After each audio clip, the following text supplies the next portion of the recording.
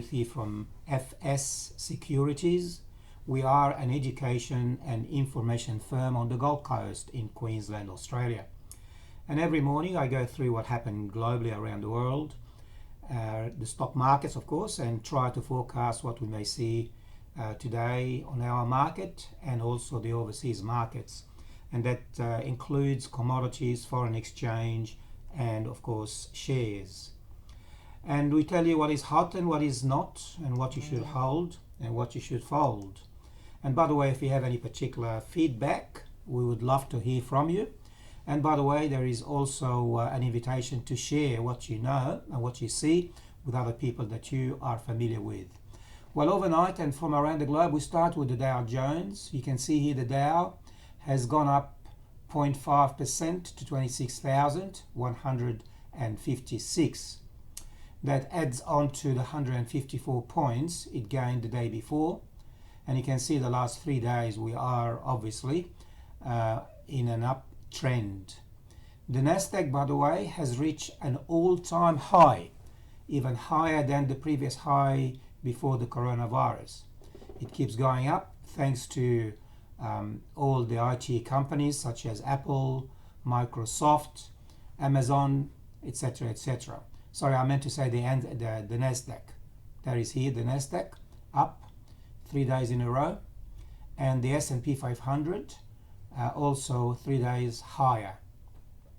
In Europe, the Stoxx 50 index, which comprises most major European markets, was up 1.8%, covering up all the losses from the previous 2 days. The FTSE 100 index was up 1.2%, the DAX up 2.1%, and in Asia the Nikkei in Japan was up 0.5%, better than the previous 2 days. I think it really recovers most of the losses from the 2 previous days. And in China the Shanghai index was up 0.8%. Again, the Shanghai has been up the last 3 days. On our market yesterday we were up 9.9 points, 0.2%. So that's really hardly much at all. But then 2 days ago, that's on Thursday, or that's Friday last week, we closed the market with down nearly 1%. Gold continues to go higher. You can see here 1,782 US per ounce. That's up from yesterday morning when it was 1,765 US per ounce. Silver 17 cents higher, that's 1%. Copper 0.2% higher.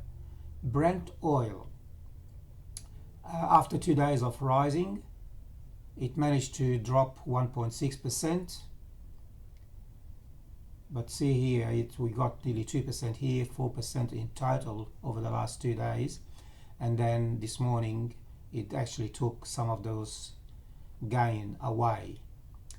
Crude oil, 0.9% lower after 1.8% rise the day before. Soybeans continues to go down. It looks like China is not buying as much soybeans from America. Okay, the Australian dollar 69.28, slightly higher from yesterday, and giving you 61.3 euro cents, 55.35 British pence. And Bitcoin, by the way, was almost steady from the day before.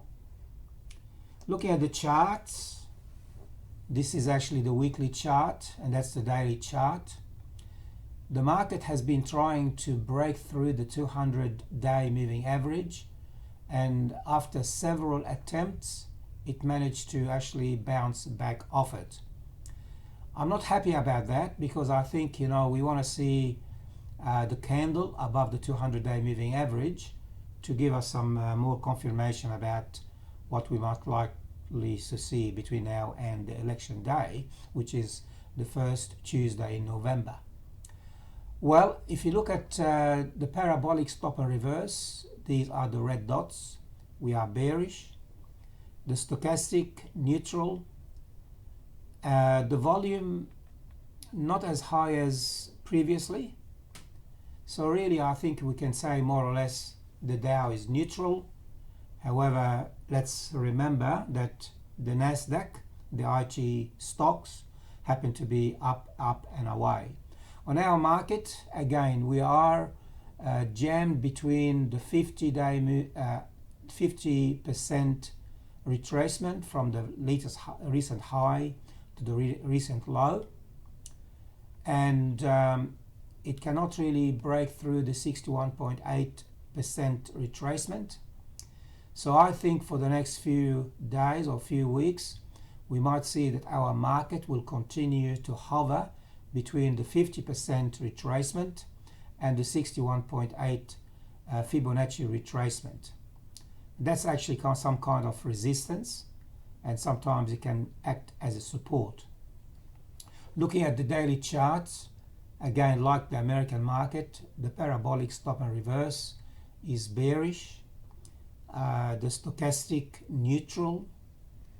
We still have the 9-day moving average represented by the thin orange dotted line above the 21-day moving average. That's bullish.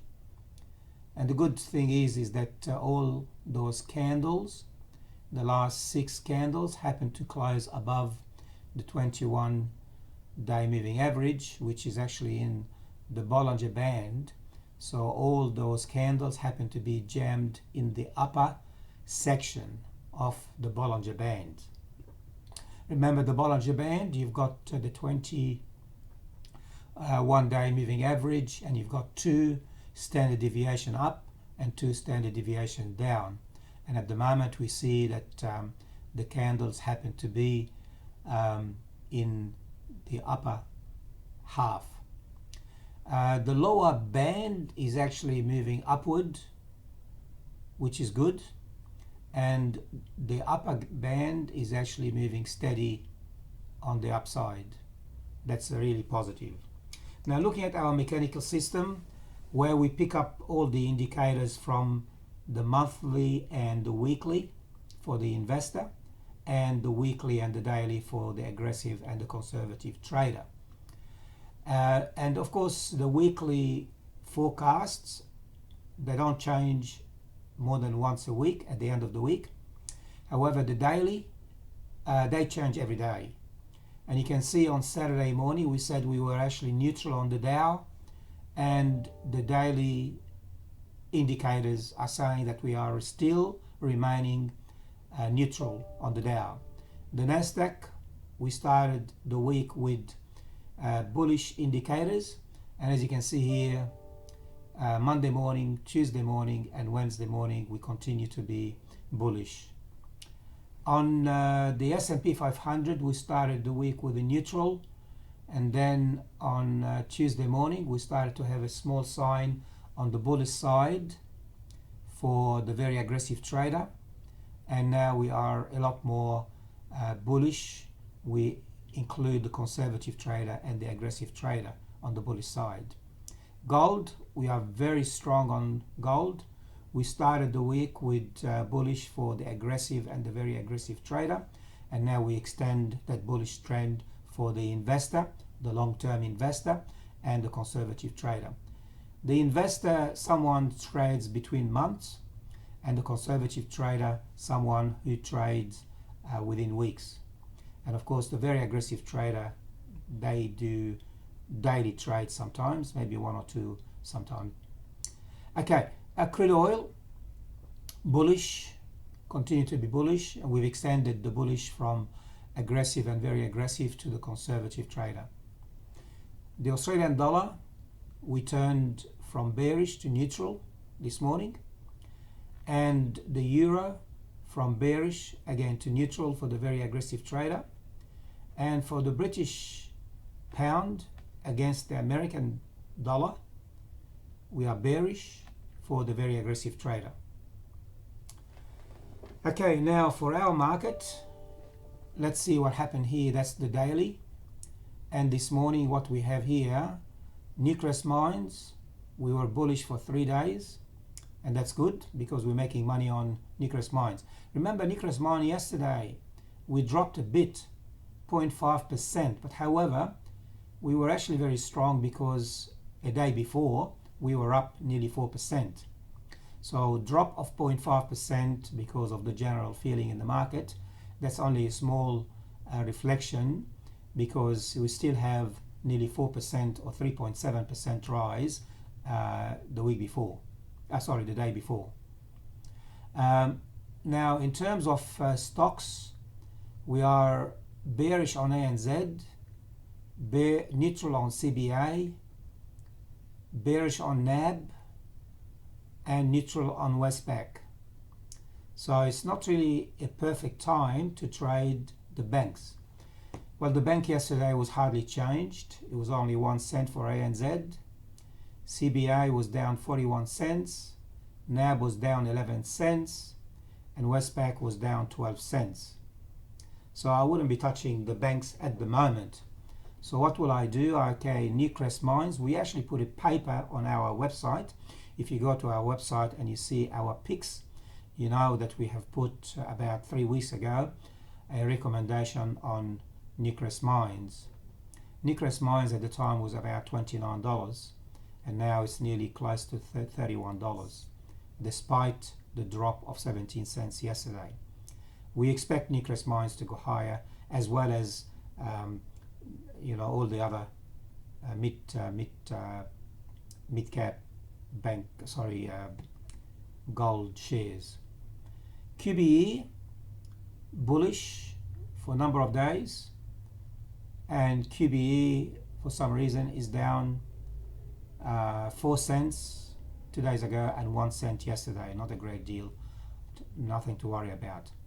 TPG, TPM, we had a good run with TPG, and yesterday was up 8 cents, nearly 1%. Wesfarmers bullish, we were up 2 days in a row. 27 cents Wesfarmers was up 2 days ago, and yesterday was up 5 cents. Okay, now in terms of volume, to try to understand what's happening in the market, we look at the advances versus declines. And out of 2, 4, 6 days, we had 4 days of advances exceeding declines, and only 2 days of declines. And the volume down when it's red here, where it's declining exceeding advances, and then when advances exceeds decline, the volume goes up. So that's a good sign. In terms of week on week or 5, we look at the last 5 days, every 5 days, and we see here that the advances so far the last 5 days exceed declines slightly. Okay, in terms of yesterday, the most active companies, Flexi Group at one stage yesterday morning was up 22%. We had Flexi Group positions. As soon as we saw 22%, we closed the positions, and then it actually receded, but nevertheless it finished up with 9% rise. $1.33, that was 11 cents rise at the end of the day. AMP had a good day, nearly 8% rise. JB Hi-Fi had 4% rise. And we're trying to see what happened 2 days in a row. Northern Star stocks, Newcrest Mines, was up yesterday, a day before, sorry. Yeah, I mentioned it the day before. Kogan, trying to see which stocks have actually had 2 days of advances. BHP Billiton was up 0.8% yesterday and was up 1% the day before. However, the indicators are showing that BHP is neutral. We're trading around the $35.64 for BHP. Other companies that had a reasonable day yesterday, AfterPay goes up, continues, nearly $60. Remember, it was $16 only a few weeks ago. AfterPay the day before, I don't see it here. Okay, well, Coles Group was down 2 days ago and was up 0.5%, so almost steady. Anyway, this will be on our website, and all you have to do is go to the website and you will find it. Okay, in terms of stocks that had extra volume, Bramble was down yesterday by 2% and higher volume. So that's not a good sign for Bramble. If you look at the week before, we tried to see whether Bramble appeared. No, Bramble was not, did not have higher volume the day before. Nothing on the top 50 bullish and nothing on the mid cap bullish. On the mid cap bearish, Cooper Energy, Foslock, Navigator Global, all these companies were down, and you can see here the volume rise. To explain what's happening here, we look at the last 50-day volume and we work out the moving average over 50 days. And here, this company here, Cooper, the average volume over 50 days was 6.5 million. Well, yesterday it dropped by 1.3% and the volume was nearly double. So I mean, higher volume and major drop in the price, that's very bearish. Well, Navigator Global Investment, I think we've seen this one before. There it is. It was down 1%, nearly 1%, and yesterday Navigator was down another 1%, and the volume was higher. However, it's not really of importance to us unless we can trade these stocks on a leverage platform such as CFDs or options. Okay, well, that's all from us, and before you go, I want to give you my disclaimer. Everything we said to you today is actually of general advice only, nothing personal, and you need to understand your risk and the risk appetite that you have. And of course, there is no guarantee that everything we said today will turn gold, because there are so many variables. We believe we have a higher probability of success provided we study the technical and the fundamental, but even then Trump will open his mouth and the market will go up or down whichever way they want. So if you have any questions, of course you need to ask some questions, and here are our details. You can write to me at george@fssecurities.com.au, or you can send me a text on my mobile, or you can call me on my mobile. If you're ringing from overseas, 61 first, that's the country code, 61 Australia, and then you don't need the 0, 61 411 259526. Okay, well, happy trading, and hopefully you make some money today.